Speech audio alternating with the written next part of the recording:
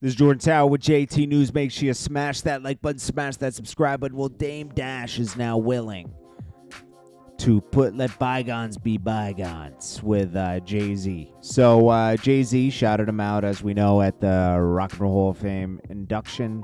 Anyways. Dame Dash says he's ready to end the bitter beef with Jay-Z. At Rock and Roll Hall of Fame's induction ceremony, Jay-Z surprised audience by shouting out Dame Dash. The beef has not been 20 years. The beef has been about 15 years when they split apart. This is he said everything. He said, blah blah blah. Like bygones. I know we don't see eye to eye. Okay, that's all it took, I guess. Dame Dash said it was beautiful. He was surprised to hear his friend turned foe shout him out. I'm glad he said it was for the culture. We need to squash everything, so hopefully that it was an extended and olive branch. Because honestly, if they were just in court 2 months ago when Jay-Z attempted to auction off Reasonable Doubt, his portion of Reasonable Doubt, without permission, because he didn't need permission. Okay, he wanted to get rid of his portion. They're trying to hold him up for a cheaper price. Okay, this is what I say. Jay-Z's just taking them out with kindness. Okay, I'm sorry. I want them to be cool, but I want Dame Dash to get his price. I mean, they already took, a lot was already taken from him, and he was building something for everybody. Some people were playing for self. Okay, but in this situation, I do understand Dame Dash being like, yo, let's just work this out. I want to move forward with this. There's no point in holding on to an asset you can't do anything with, So let's just be cool. See, there is a point in there's a point with everything where it takes more energy to have a problem with somebody than to just, I wouldn't say totally forgive, but make things cool enough to where if you see each other, everything's good. And don't think about it anymore.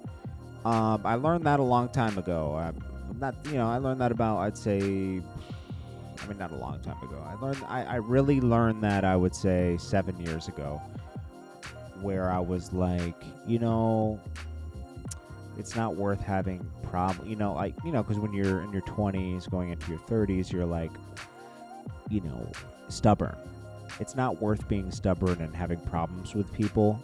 Because it actually does take more energy to do that than to just figure out a solution and move forward. Because it takes a lot of energy to have a problem with somebody. So hopefully they're able to sit down and, fix this court issue with Reasonable Doubt and the whole rock. I don't know what they own together and what they don't own together anymore at this point. There's just so much stuff. But I'm glad that they're at a space where maybe they can just work this out and move forward, because this is it's not good for anybody. It's not good for them. It's not good for business, period. These guys were best friends at one point, so I hope they can work it out. Meek Mill, Rick Ross, they have an issue. Wale says, I don't know of any issue. Of course you shouldn't. It's not your issue to even be involved in. When Wale had an issue back in 2014 and 15 with MMG, talking about, I think they owe us money, Meek Mill called them out because Wale and Meek Mill don't like each other. They pretend to like each other in public for the sake of the label. They hate each other. So when it was a public beef at that time, he exposed Wale like, yo, you keep coming to tell me that Rick Ross owes me money and you money. Get out of here. Now, fast forward 6 years later, he's complaining that Rick Ross owes him money and Warner Brothers owes him money. It's a labels thing, not label. Okay? Read what he is written. It says everything. Southwest T, Big Meech's brother, is out, obviously, and he reacts to kids dressing up as them for Halloween. I'm not going to put the kids on because it's a kid. I'm not going to put their pictures up there. But he says, Throwback Thursday. This is below the picture of him and his brother. The naysayers have often spoken about us, but you know what's going on. Miss you, bro. It's a shame what happened to those two. Like, success and everything drove them apart. I don't know how they stand today, but you know, Southwest T kind of started their demise, and Big Meech added to it, you know. But the case was started by Southwest T talking on the phone too much and sleeping with an old Connect's wife. That old Connect was in jail and actually went to the feds and told him about BMF because he heard about it from his wife on the phone. It's just a fact. I mean, it's in the case. You know, the more I read this stuff, you kind of see how a huge empire that two brothers built that's never will be recreated again. They were amazing, very smart guys, right? But certain things, certain wrong moves in that business can be your demise. You know, it's a delicate business, and all it takes is a few weak links. I'm not saying Southwest T was a weak link, but being attached to a few weak links that know a little too much information and them being pushed in that direction, that could be that could be it. So then he started reacting to Halloween costumes. He's honored to know, and me and my brother would be honored. My advice to these young men is to be better than me and my brother. You know, just be better than us, because we made mistakes. Said, wow, happy Sunday once again. My spirit is moved. We appreciate the support. I wish my brother was here to see this. Young men, I truly want everyone to make wiser and better choices than me and my brother.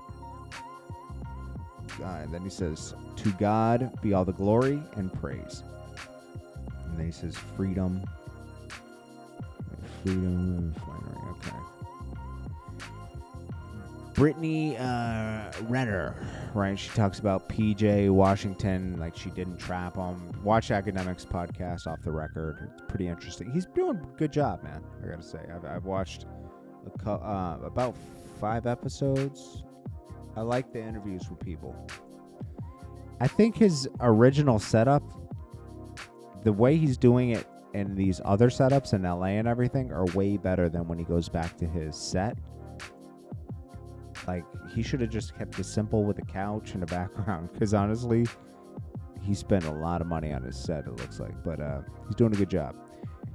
Brittany Renner also ran into J. Cole. J. Cole stopped for a second, but he was trying to avoid talking to her Rolling Loud. She was hosting Rolling Loud with a mic. Look at these guys. They hate each other. One's looking one way, one's looking the other way. Rick Ross is the mayonnaise holding them together. This is Jordan Tower with JT News. I appreciate you guys so much, and I'll check you guys in the next one. Peace.